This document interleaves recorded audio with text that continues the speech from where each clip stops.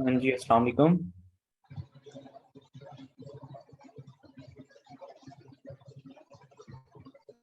वालेकुम सलाम। हाँ जी बच्चों, क्या हाल है? ठीक है जी सर, शुक्र। आप सुनाए, ठीक है? जी, अल्लाह का शुक्र है। माजरत, हम काफ़ी देर से लगे हुए हैं, आप जाके कनेक्ट हुआ है। यहाँ पे इलेक्ट्रिसिटी इश्यूज कर रहे हैं, जूम काफ़ी देर से कनेक्ट नहीं हो रहा था, आप जाके कनेक्ट हुआ है। तो टाइमिंग थी 7 बजे की, मैं 6:55 का ऑन करके बैठा हुआ, लेकिन कंटिन्यूसली ना इश्यूज आ रहे हैं यहाँ पर। सर लाइट तो इधर भी नहीं आ रही, यही इशू है। हर हाँ जगह हाँ, यही इशू है। बल्कि इनफैक्ट मैं आज ऑफिस से 10 मिनट पहले निकल गया था ताकि टाइम ही सारा कुछ हो जाए, लेकिन बस। अस्सलाम वालेकुम। वालेकुम सलाम, वालेकुम सलाम। अच्छा, ऑलरेडी काफ़ी लेट हो गए, तो बस अब मैं सेशन हम स्टार्ट कर। सर जी सर जी। ये टाइम ज्यादा ठीक है क्योंकि 7 बजे नमाज का भी टाइम होता है, तो नमाज पढ़ने के बाद ही हम क्लास ज्वाइन कर सकते हैं।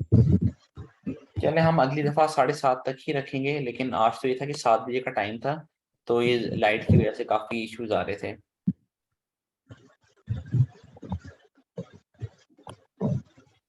अच्छा, आज है हम लोग का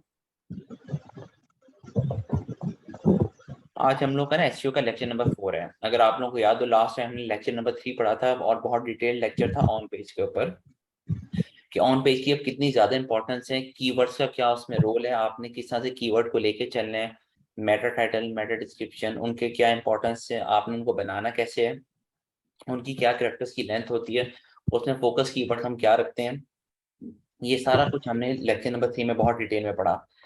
आज का लेक्चर उसकी निस्बत थोड़ा सा मतलब हल्का फुल्का आप कह लें। एक मिनट।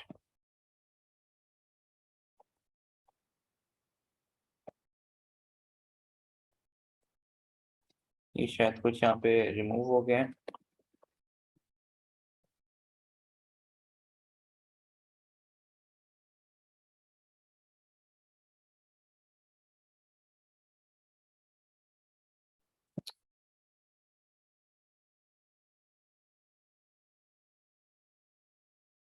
अच्छा, पुराने लेक्चर में से किसी का कोई सवाल है तो आप लोग पूछो, वरना मैं अभी आज का लेक्चर स्टार्ट करने लगा हूँ।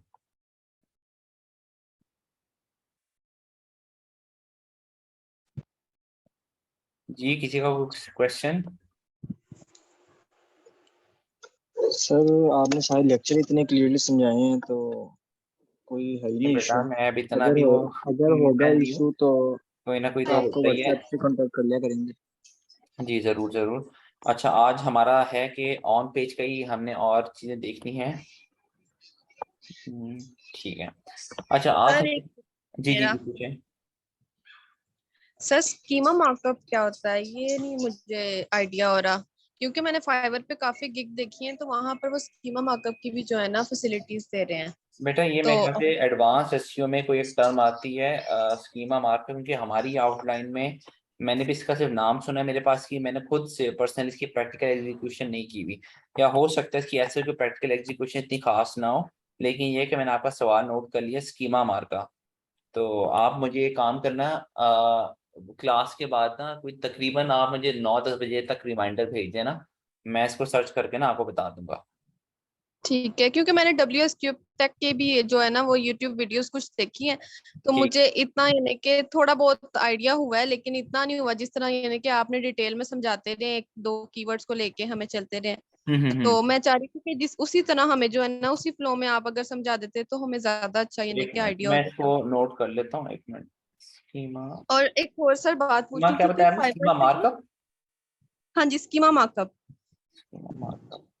चलिए, मैं इसको ना देख लेता हूँ लेक्चर के बाद।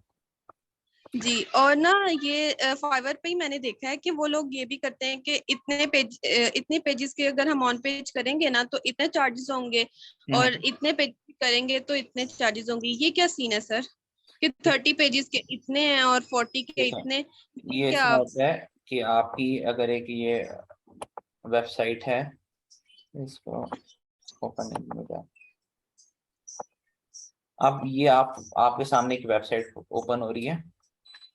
ये बेसिकली वी बिल्ड जो है, जो लोग ठेके के ऊपर काम, जो स्कीम्स बना, हाउसिंग स्कीम्स बनाते हैं ना, जो लोग कंस्ट्रक्शन का काम करते हैं, ये जी। उनके लिए कि एक ही जगह पे हर चीज उन्हें मिल जाएगी। बाथरूम्स का काम है उनका, सिविल से लेके रिलेटेड काम है, कंस्ट्रक्शन केमिकल्स है, कंस्ट्रक्शन टूल्स, मतलब काफी सारी कैटेगरीज हैं। अब जाहिर सी बात है जितनी ज्यादा कैटेगरीज होंगी उतने सारे वेब पेजेस होंगे, और फिर इन कैटेगरीज के अंदर मल्टीपल इनके वो प्रोडक्ट्स हैं। अब देखें फॉर एग्जांपल मैं कंस्ट्रक्शन टूल्स को खोल लूँ तो उसके अंदर भी 45 डिफरेंट इनके वो प्रोडक्ट्स हैं। तो इनको खोलने की इनके अंदर अपने पेजेस होंगे। तो इससे आपको पता लग रहा होगा ये जो वेबसाइट है काफी लंबी चौड़ी वेबसाइट है, ये छोटी वेबसाइट नहीं है। ठीक है। जी। तो अब तो अगर यानी कि आपको कोई बंदा कहता है कि मेरी इस वेबसाइट की ऑन पेज करें, तो आप पूरी वेबसाइट की थोड़ी ऑन पेज कर सकते हैं, आप जी पॉसिबल ही नहीं बिल्कुल। है। तो आप उसका तरीकाकार ये होता है पहले कि आप उससे पूछते हैं कि आपके टॉप प्रोडक्ट कौन से हैं, आप किसके ऊपर चाह रहे हैं कि आपका इस वक्त काम जो सबसे वो तेज इस वाले प्रोडक्ट के ऊपर जा रहे हैं, मैं उसके ऊपर काम स्टार्ट कर देता हूँ, कर देती हूँ। तो उसमें फिर पैकेज होता है कि ठीक है अगर आप मुझे महीने का 30,000 देंगे तो मैं आपकी ये 3 जो पेजेस हैं या 3 जो प्रोडक्ट्स हैं इनकी मैं ऑन पेज करूंगी। या अगर आप मुझे 70,000 दे रहे हैं तो हम 7 से 8 आपके प्रोडक्ट्स लेके चलेंगे। इस तरह की डिफरेंट स्कीम्स होती हैं जिसमें फिर आप प्रोडक्ट्स वो बता देते हैं कि हमारे टॉप प्रोडक्ट्स ये हैं, या आप उनसे पहले पूछते थे आपके टॉप प्रोडक्ट्स कौन से हैं। फॉर एग्जाम्पल वो आपको कहेंगे कि जी हमारा इस पर जो सबसे ज्यादा जो क्यूरीज आ रही है ना, 1 मिनट, वो आ रही सोलर सिस्टम में, क्योंकि आपको पता है पेट्रोल महंगा हो रहा है तो डीजल महंगा हो रहा है और साथ में लाइट बहुत ज्यादा जा रही है। तो अब हर बंदा जनरेटर की तरफ नहीं जा रहा, ना यूपीएस भी अब ठप हो रहे हैं, हर बंदा ऐसा सोलर की तरफ जा रहा है कि एक ही दफा महंगा खर्चा करवा के वो जिंदगी भर आराम से गुजारे। तो इस पर हमारे ऑफिस में भी जो सोलर की जो इंक्वायरीज हैं वो बहुत ज्यादा आ रही हैं।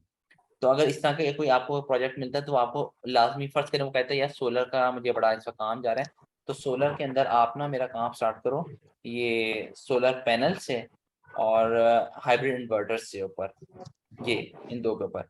तो आप यानी कि कैसे, client पे डिपेंड करता है ना कि वो कोई भी, यानी कि जितने हमने ऑफर लिखी हुई है कि 30 पेजेस वेब पेजेस ये सारा सुनती चल रही है। हाँ उसमें फाइबर वो पे, एक लड़की जी सवाल जवाब की जा रही है, उसको जवाब दीजिएगा। फाइबर पे जब आप बनाते हो तो साढ़े आपके, सात आप दूसरों को, सात से हमने क्लास स्टार्ट की है।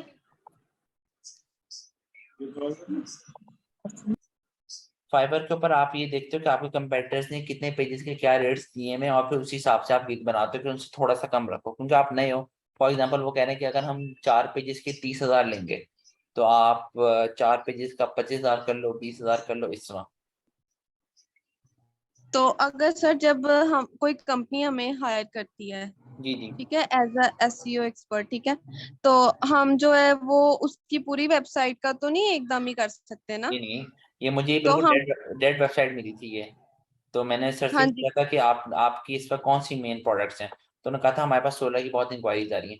तो मैंने सोलर पैनल से काम स्टार्ट किया।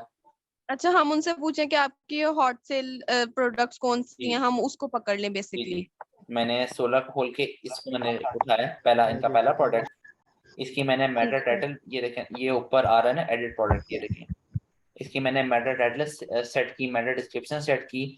इसके अंदर की मैंने ये देखिए मेटा टाइटल मैं आपको दिखाता हूँ, ये तो प्रोडक्ट का नाम है ना, ये मेटा टाइटल नहीं है। मेटा टाइटल होता है आपका कहाँ गया ये बेटा, जिसका माइक ओपन हुआ है बहुत डिस्टरबेंस सारी, इसको ऑफ कर लें। वही कोता आपके ये अब कोता रखा है जी। अच्छा, सबसे पहले आपने ये, मैं सारा आप लोगों को लेक्चर नंबर 3 में सिखा चुका हूँ। देखिए मेरा कीवर्ड ये था inverse शीमा solar panel price in Pakistan, क्योंकि मुझे ट्रैफिक इस पे मिल रही है। अब मैं खाली अगर सोलर पैनल लिखूंगा एज कीवर्ड तो ये तो जनरल कीवर्ड है, तो कभी मेरा रैंक ही नहीं करेगा। तो मुझे अपनी लोकेशन साथ में लाजमी लिखनी है। तो सोलर पैनल इन पाकिस्तान पे सब बस ट्रैफिक नहीं आ रही थी, solar panel price in Pakistan मना पे है ट्रैफिक आ रही है, इसका मतलब है लोग इस चीज को बहुत सर्च कर रहे हैं। ठीक है। और सर ये तकरीबन हम तो न्यू बीज है ना, हमें तो यानी कि अभी कोर्स करके हम लोग बाहर मार्केट में अब जा रहे हैं, ठीक है, तो हमें इतना आइडिया नहीं है कि हम सैलरी के ऊपर किस तरह उनके ऊपर निगोशिएट ट्रेन करें से उनसे। स्टार्ट कर सकता ये तो बेटा फिर आपसे हम इस भाई अगर इनकी सैलरी डायरेक्ट है आ या बताऊंगा काम ये कैसा मना स्टार्ट करना है, वो विषय ये सारे तो फिर बात की हैं। तो इसको आप एक काम करो, या तो सेशन के एंड पे मुझसे ये चीजें पूछ लो, क्योंकि अभी ये है कि हम सेशन स्टार्ट कर लें कि बहुत से स्टूडेंट्स का ना 8 बजे भी लेक्चर है। आज का लेक्चर थोड़ा छोटा है तो मैं चाह रहा हूँ इसको मैं जल्दी से वाइंड अप कर लूँ। तो ये मैं जल्दी से दिखा देता हूँ, ये मैंने इसका मेटा टाइटल सेट किया, inverse solar panel price in Pakistan. आपका कीवर्ड मेटा टाइटल में भी आना चाहिए और मेटा डिस्क्रिप्शन में भी, if you are looking for best inverse solar panel price in Pakistan, ये मैंने यहाँ पे मेटा डिस्क्रिप्शन में भी इसका डाला। फिर मैंने इसकी जो थी क्या कहते हैं प्रोडक्ट डिस्क्रिप्शन वो सेट की। ये देखें प्रोडक्ट डिस्क्रिप्शन मैंने 100 वर्ड्स की लिखी, उसमें 3 दफा मैंने अपना कीवर्ड डाला, inverse solar panel price in Pakistan, inverse solar panel price in Pakistan, inverse solar panel price in Pakistan. तो इस तरह आपने काम स्टार्ट करना है अपना। ठीक हो गया? ठीक हो गया सर, ठीक है। ओके, अब जल्दी से हम आते हैं आज के अपने लेक्चर के ऊपर। ओके, आज का हमारा लेक्चर, या इसको क्या मसला पड़ गया, आज का हमारा लेक्चर है, पहला है उसमें पॉइंट है कि H1, H2, H3 टैग्स क्या होते हैं। मतलब ये जो टैग्स हैं ये क्यों हैं, इनके क्या डिफरेंशिएशन है, इनका मकसद क्या होता है। आपने अक्सर नोट किया होगा जब आप लोग ये फर्स्ट ईयर सेकंड ईयर वगैरह में होते थे, बोर्ड के एग्जाम दे रहे होते थे, तो बोर्ड के एग्जाम से पहले टीचर आपको ये समझाता था कि जब भी लॉन्ग टर्म क्वेश्चन जो आएंगे ना आपके, लॉन्ग क्वेश्चन, उसको आपने सिंपल सफ़े नहीं भर देने, उसमें आपने हेडिंग्स दे के प्रॉपर लिखना है, ताकि जो आपका पेपर चेक कर रहा होगा उस बंदे को भी पता हो कि इस वक्त आप किस चीज़ के बारे में बात करें, और उसकी जो सेटिंग है वो भी देखने में अच्छी लगे, और पेपर जो चेकर है उसको आपका पेपर चेक करने में बड़ी आसानी है। इन द सेम वे हम गूगल को यही चीज़ प्रोवाइड करते हैं कि जब वो आपका कोई कंटेंट या कोई ब्लॉग पढ़ा हो तो उससे बहुत क्लियर हो कि आपने जो ब्लॉग लिखा है वो किस चीज़ के बारे में लिखा हुआ है। ठीक है, वो जो ब्लॉग है वो किस टॉपिक के बारे में, किस कैटेगरी के बारे में, किस नीश के बारे में। तो इसलिए हम वहाँ पे अपने ब्लॉग में प्रॉपर हेडिंग्स देते हैं, ताकि गूगल के लिए एक तो उसको क्रॉल करने में आसानी हो, दूसरा इन टैग्स का खाली मकसद ये नहीं है, देखिए वरना तो सिंपल हेडिंग्स ही, इसको इतना इंपॉर्टेंस देने की क्या जरूरत थी। इंपॉर्टेंस इस वजह से दी गई है कि ये सिंपल हेडिंग्स नहीं होती, ये सिंपल आपकी एक हेडलाइंस नहीं होती, इसके अंदर आपका कीवर्ड मेंशन हुआ होता है, और वो कीवर्ड मेंशन किस तरह करना होता है ये हमने देखना है। इसमें ऐसी कोई ट्रिक तो नहीं है, बस एक समझानी होती चीज आपको। मैं आपको एक ब्लॉग दिखाता हूँ, ये ब्लॉग आज ही लिखा गया है हमारे ऑफिस में। ये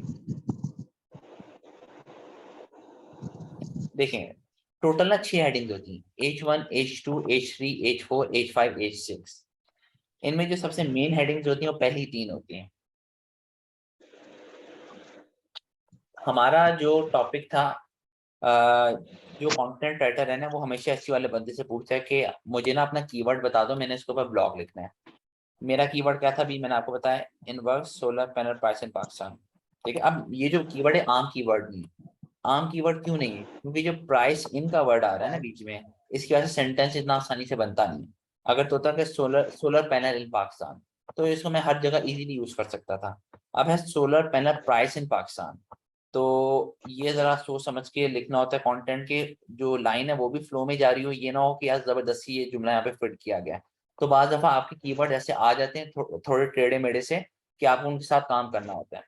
तो अब हमने इसकी मेन हेडिंग क्या बनाई, things you need to know about inverse solar panel price in Pakistan. इसके आगे मैं चाहूँ तो 2022 भी लिख सकता हूँ। तो बेसिकली ये आपकी H1 होता है। H1 हमेशा आपका एक होता है, H1 आपका मेन टॉपिक होता है, मेन हेडिंग होती है कि जो टॉपिक है, ये जो ऐसे है, जो ब्लॉग है, ये आर्टिकल है, किस चीज के बारे में। वो जो मेन हेडिंग होती है वो होती है आपकी H1। H1 आपकी कभी भी 2 नहीं हो सकती, H1 हमेशा आपकी एक सिंगल होती है। ठीक है, उसमें आपका कीवर्ड आना बहुत जरूरी है। अभी आपकी क्रिएटिविटी है, आपके कंटेंट राइटर की क्रिएटिविटी है, इसमें ब्रेनस्टॉर्मिंग है कि आपका कीवर्ड तो ये है। अब कीवर्ड में मसला क्या है, कीवर्ड एक तो आपका लॉन्ग टर्म है, कोई छोटा सा नहीं है। छोटा होता है तो बंदा आसानी से 2-4 आगे और 2-4 पीछे वर्ड यूज करके पूरे हेडिंग बना लेते हैं। अब ये जो कीवर्ड है तो इटसेल्फ एक हेडिंग बनी हुई है, लंबी है ना इसलिए लॉन्ग है, लॉन्ग टेल कीवर्ड है, inverse solar price in Pakistan. तो अब कुछ ना कुछ तो हमने करना है, तो इसलिए यहाँ पे आप कुछ भी लिख सकते हो। तो drawbacks of inverse solar panel price in Pakistan, 5 advantages of inverse solar panel price in Pakistan. इसी तरह हमने ये लिख दिया, things you need to know about inverse solar panel price in Pakistan. तो ये आपकी मेन हेडिंग थी, तो ये आपका हो गया H1। कोई कंफ्यूजन यहाँ तक?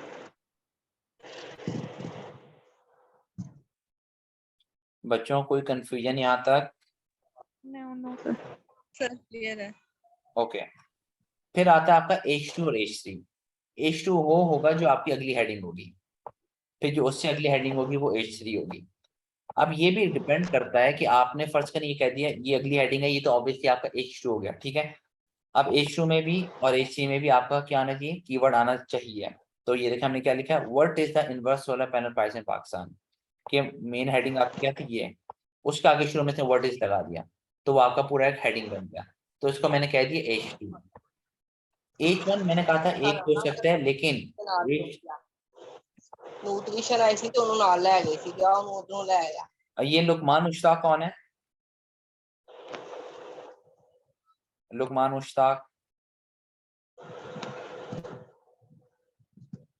जी आप लोग से देखें, कई दफा मैंने कहा है कि अगर आपने सवाल करना है आप लोग प्लीज सा माइक ऑन करें, आप कंटिन्यूसली किसी से बोली जा रही हैं और वो डिस्टर्बेंस हो रही है यहाँ पे, तो प्लीज म्यूट आप लोग अपने आप को रखा करें। जब कोई सवाल हो या जब मैं कुछ पूछूं तब आप वो अनम्यूट करके आंसर करते हैं, सब बाकी पूरा सेशन जो डिस्टर्ब हो रहा होता है। इवन मुझे पढ़ाते हुए बार बार मुझे रुकना पड़ रहा होता है, मुझे लगता है आप लोग कोई क्वेश्चन कर रहे हैं।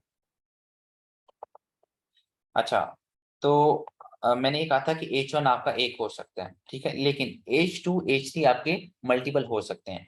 अभी आपकी मर्जी है कि आपने इसको तो H2 कह दिया, अभी आपकी मर्जी है कि जो अगली हेडिंग है आपने इसको H2 रखना है, सॉरी H3 रखना है, या उसी की सब हेडिंग रखनी है।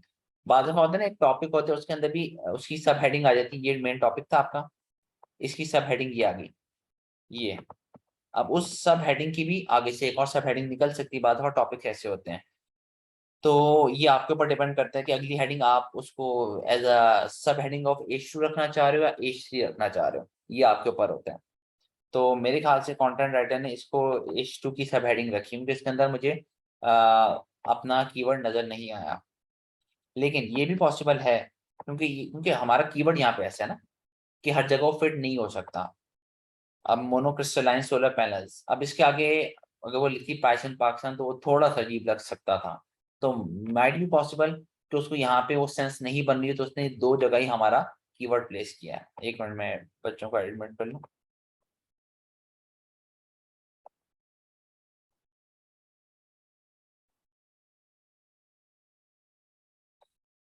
मेन हेडिंग आपकी H1 होगी, उसके बाद जो है अगली हेडिंग होगी वो H2 होगी, उसमें भी आपका जो कीवर्ड है वो आना जरूरी है। H3 के अंदर भी कीवर्ड आना आपका जरूरी है। अगर आपका कंटेंट ज्यादा है कि आपको और हेडिंग्स देनी पड़ी तो आपका H4 भी होगा, H5 भी होगा, H6 भी होगा। मेन कीवर्ड की बात करूं तो पहले तीन में होना जरूरी होता है, H1 H2 H3। जब आप H3 से आगे जाते हैं, H4 H5 और H6 में जाते हैं, तो वहां पे हम उसके रेलिवेंट कीवर्ड्स यूज कर लेते हैं। अब रेलिवेंट कीवर्ड से मुराद ये होता है कि आपकी कैटेगरी और नीश वही होगी, ये नहीं कि आप कैटेगरी या नीश से हट रहे हैं, लेकिन आप अपने फोकस कीवर्ड से हट गए हैं। फॉर एग्जाम्पल यहाँ आपका फोकस कीवर्ड क्या था, inverse solar panel price in Pakistan. आपका इससे मिलता जुलता जो रिलेटेड कीवर्ड है वो हो सकता है सोलर पैनल इन पाकिस्तान नियर मी, ठीक है। अगर ये नियर मी जो है ना बड़ा इंपॉर्टेंट कीवर्ड है, इसके ऊपर 80 to 90% सर्चेज आपकी इसी के ऊपर होती हैं। फिर आप अगला कोई जर्नल भी यूज कर सकते हैं, इनवर्स सोलर पैनल, सिंपल ये।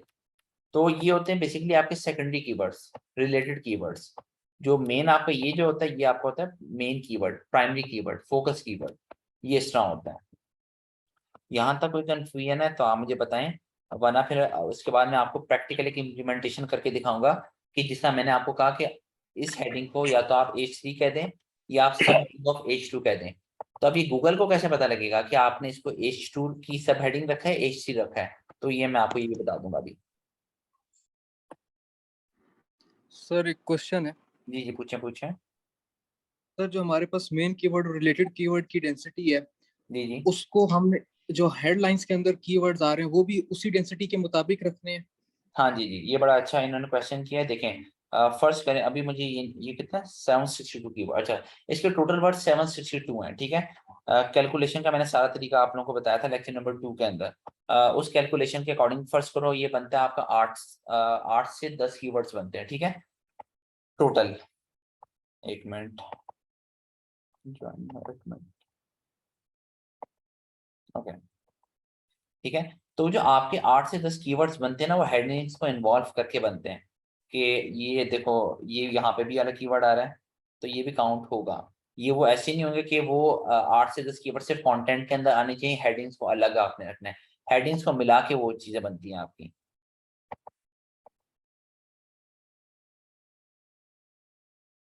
जी और कोई क्वेश्चन?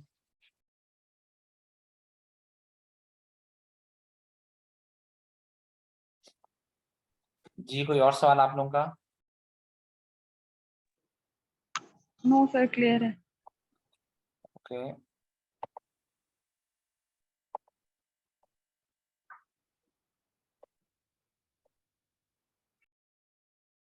अच्छा, अब हम इसका देख लेते हैं जरा एक बैक एंड इसका जरा।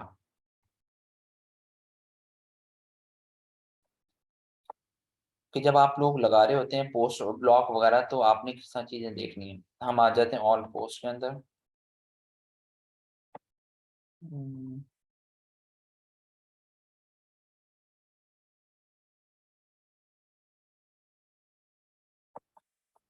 ये इन्होंने कब, हाँ ये कल एक इन्होंने ब्लॉग पब्लिश किया, इसको ओपन करके देख लेते हैं।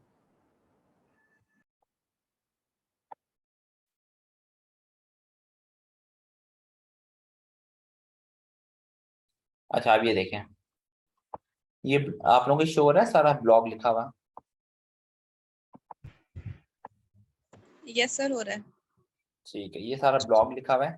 अब इसमें मैंने 2-3 चीजें आपको बतानी है।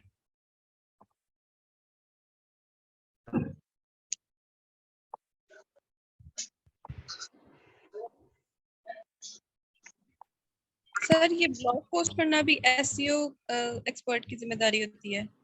हाँ बेटा, आप कह सकते हो कि अब एसईओ इतनी एडवांस हो चुकी है ना। देखें जिस तरह मैंने आपको बताया शुरू में लेक्चर स्टार्ट होने से पहले कि जो मैंने कीवर्ड उठाया हुआ था इनवर्स सोलर पैनल प्राइसिंग का। यार ये किसका माइक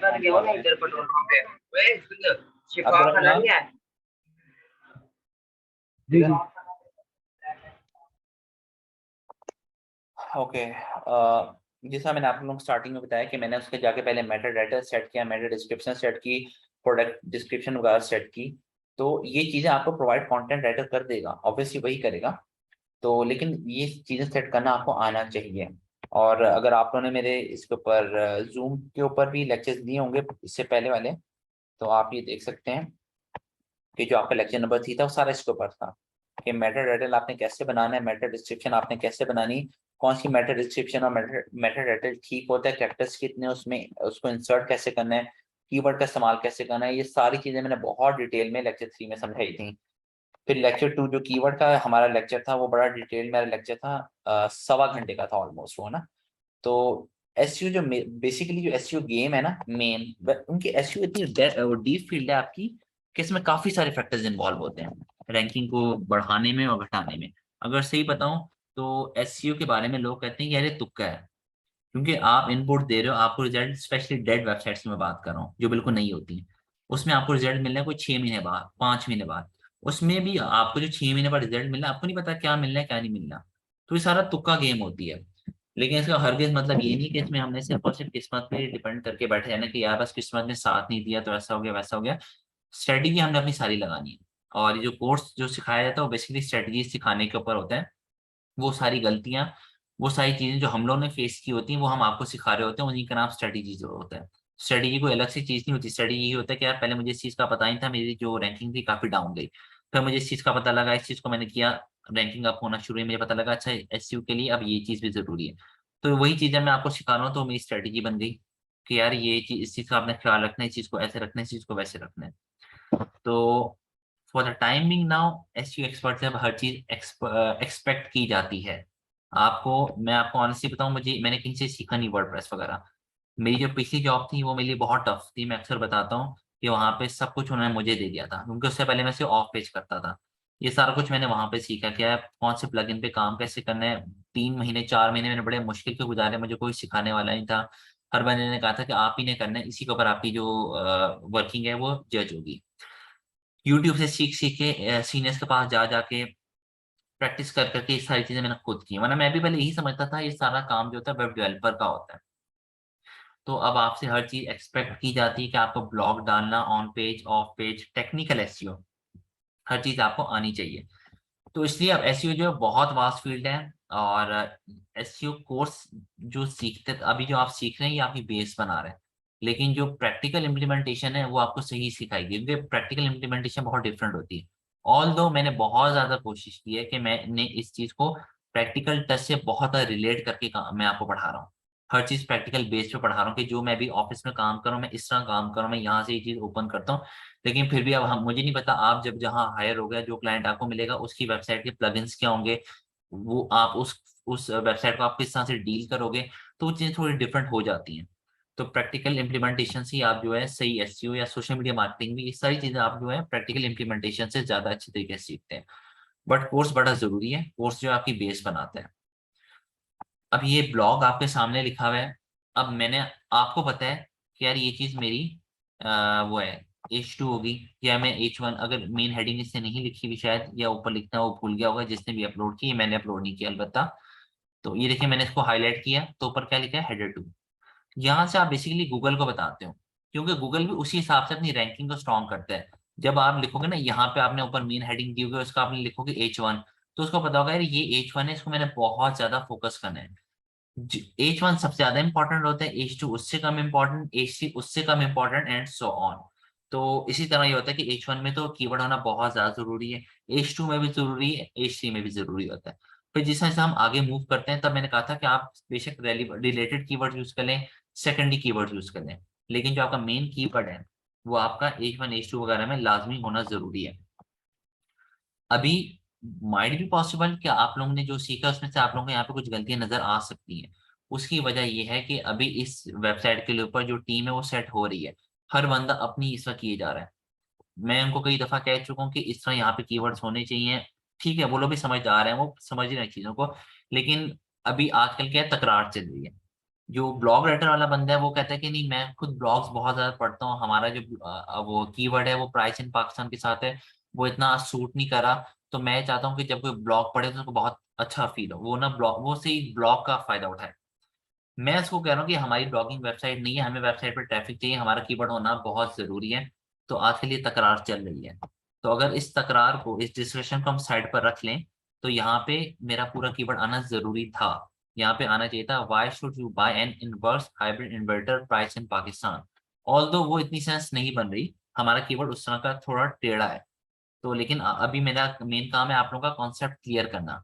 तो ये तो ऑलरेडी पब्लिश हो चुका है, इसलिए मैं इस पर चेंजेस नहीं कर रहा कोई भी, लेकिन मैं आप सबको सिर्फ बता रहा हूँ कि अगर मैं होता तो मैंने आगे लिखना था inverse hybrid inverter price in Pakistan. ये बात समझ आ रही, कोई कंफ्यूजन है तो आप लोग बेटा मुझसे पूछो अभी।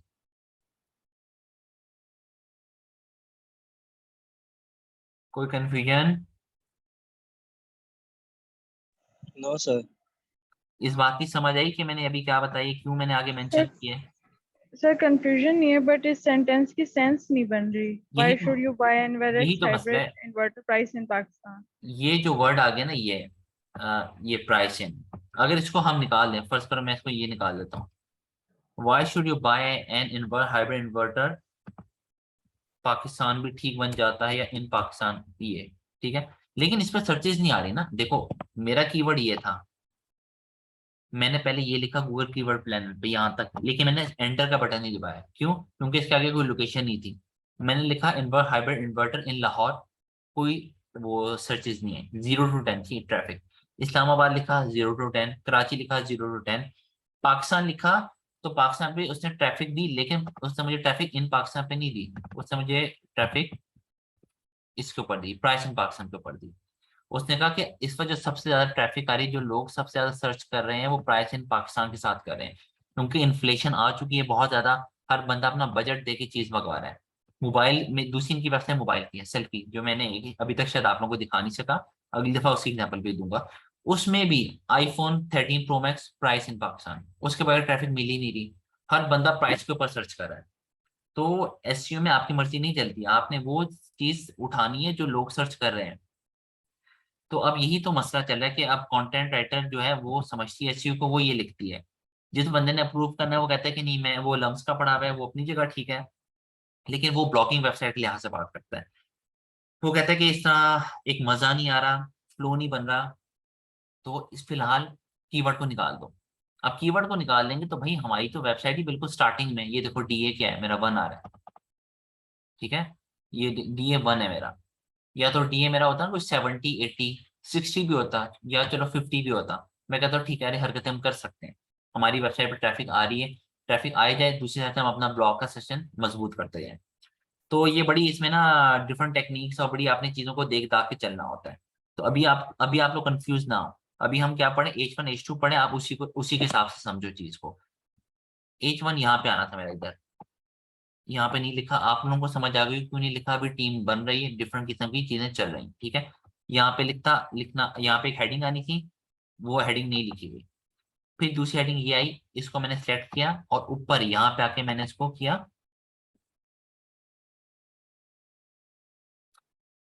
ये हेडर टू क्यों नहीं मैं दे रहा, एक सेकंड, ये इसको आपने सिलेक्ट करके यहाँ पे हेडर टू कर दिया, ठीक है। इस तरह से आपने गूगल को बताना है कि आपकी कौन सी हेडिंग H1 है, कौन सी हेडिंग H2 है, कौन सी हेडिंग H3 है। इसके बाद अगर आप अगली हेडिंग को भी, ये देखो अब यहाँ पे ये inverse hybrid inverter pricing parking से पूरा कीवर्ड एज इट इज लिखा हुआ है। अब इसने इसको भी सब हेडिंग बनाई हुई है हेडर टू की।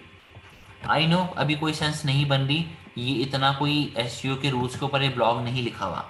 मैं अब बार बार रिपीट कर रहा हूँ ये बात बताने के लिए कि इस प्रोजेक्ट के ऊपर टीम अभी बन रही है, नई नई टीम बनी है, डिस्कशंस चली जा रही हैं। क्योंकि मेरा काम है अभी आप लोगों को कॉन्सेप्ट क्लियर करना, तो इस चीज को देख देख के अपने कॉन्सेप्ट में वो मतलब कंफ्यूज ना हो जाएगा। मैं अभी सिर्फ आपको ये बता रहा हूँ कि यहाँ पे हमने किधर गया, एक अभी यहाँ पे ब्लॉक खुला हुआ था, ये यहाँ पे हमने कॉन्सेप्ट समझा था H1 क्या होता है, H2 क्या होता है, H3 क्या होता है, ठीक है। यहाँ पे मैं आपको ये बता रहा हूँ कि आपने गूगल को कैसे बताना है, बॉट्स को कैसे बताना है कि मेरा H1 ये, मेरा H2 ये, मेरा H3 ये। तो वो ये होगा कि जब भी आप हेडिंग लिखोगे, आपने हेडिंग को यहाँ पे सेलेक्ट करना है और यहाँ से आपने ये कर देना है। सर जो H2 की सब हेडिंग होती है उसको हम H3 कंसीडर करते हैं?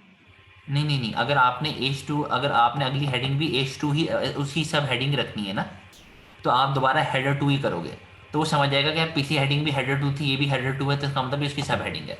अगर आप कहोगे कि नहीं मैंने इसको सब हेडिंग नहीं रखनी, एक नई अगली अलग हेडिंग है, तो आप इसको ये H3 कर दोगे, ठीक हो गया। ठीक है।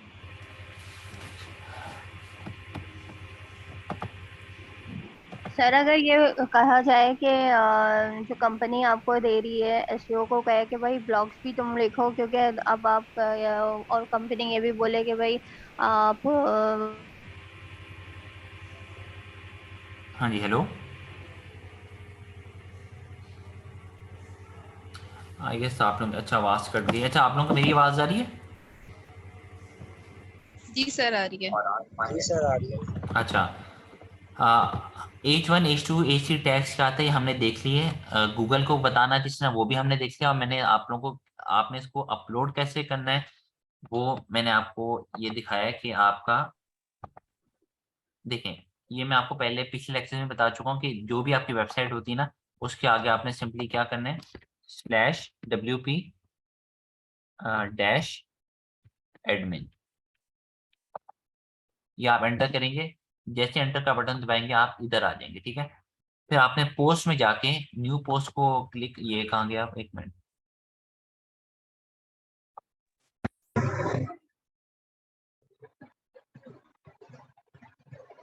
ये देखना, ये पोस्ट में जाके ऐड न्यू पोस्ट करेंगे, और वहां पे जाके आप ये सारा जो भी कंटेंट राइटर ने आपको वर्ड की फॉर्म में ब्लॉग लिख के दिया होगा, यहाँ पे आपने ब्लॉग की हेडिंग डाल देनी, टाइटल आ जाएगा आपका, और यहाँ पे आपने वो सारा कॉपी पेस्ट कर देना है। जब आप यहाँ पे आके Ctrl+V दबाएंगे तो आपका वो उसी फॉर्म में बन जाएगा जिस तरह अभी आपको शो हो रहा था, और जिस तरह आपने H1 H2 किस तरह रखना है वो मैंने आपको सारे यहाँ से बता दिया। कोई कंफ्यूजन है इसमें तो आप मुझे बताएं।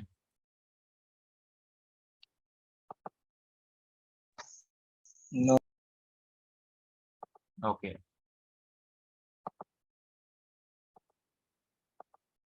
अच्छा, उसके बाद अगली चीज़ है कि इंटरनल लिंकिंग क्या होती है। पहले मैं इंटरनल लिंकिंग का आपको कॉन्सेप्ट समझा देता हूँ, फिर मैं आपको करके भी दिखा देता हूँ।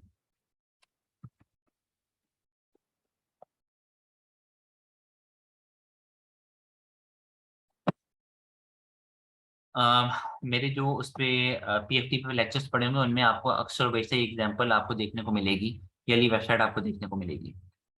ये मेरी सबसे पहली जॉब थी SEO के लिए ना। इंटरनल लिंकिंग देखो नाम से पता लग रहा है कि इंटरनल लिंकिंग, कि आप जो लिंकिंग कर रहे हो वो अपनी ही वेबसाइट के किसी इंटरनल पेज की कर रहे हो, कि आप अपनी जो ऑडियंस है, अपनी जो ट्रैफिक है, जो आपके जो बॉट्स हैं गूगल के, उनको एक पेज से दूसरे पेज पे ले जा सको। ये हम करते क्यों हैं? ये एक और बहुत बड़ी वेबसाइट है huran.uk, ये यूके की वेबसाइट है, और इसके आप देख सकते हैं मल्टीपल टैब्स हैं, और एक टैब के अंदर ये देख लें कितने ब्रांड्स हैं, ये कम से कम 40 to 50 ब्रांड्स हैं। फिर एक ब्रांड के अंदर कितने कितने प्रोडक्ट्स हैं उनके। तो अब यहाँ पे इनके ब्रांड्स अलग हैं, न्यू अराइवल्स अलग हैं, कैजुअल ड्रेसेस अलग हैं, फॉर्मल अलग हैं, लग्जरी अलग हैं, ब्राइडल्स अलग हैं, जो सेल जिन पे लगी है वो अलग है। तो सब काफी सारे इनके वो हैं, डिफरेंट कैटेगरीज हैं, ठीक है। इंटरनल लिंकिंग हम इसलिए करते हैं कि आप किसी तरीके से इनके वेबसाइट पर आ गए, अब आप ये पढ़ रहे हैं और पढ़ते पढ़ते अब देखो ना, जहाँ जहाँ अंडरलाइन हुआ है यहाँ पे, जैसे मैं कर्सर लेके जाऊंगा, ये मेरा कर्सर क्लिकेबल है, ये मैं लेके क्लिकेबल है, ये इधर यूं कर्सर ठीक है, इधर आए क्लिकेबल है। इसका मतलब ये क्या कि इसने इसके ऊपर लिंक लगाया हुआ है, इसने उसके ऊपर जो है हाइपर लिंक लगाया हुआ है। अब ये देखो इंटरनल लिंकिंग हो गई, इसमें ना दो चीज़ों का हमने ध्यान रखना होता है। पहली चीज़ ये कि जब आप इंटरनल लिंकिंग लगा रहे हैं तो जो सेंटेंस है बड़ा नेचुरल सा लगे, कहीं आपको ये फील नहीं होना चाहिए कि जबरदस्ती घुसाया गया है। जैसे लाइन लिखी हुई है, it's your honours to make your marriage memorable and मेरी डॉक्यूमेंट, क्या है, मेरी लोरीज, हाँ मेरी लोरीज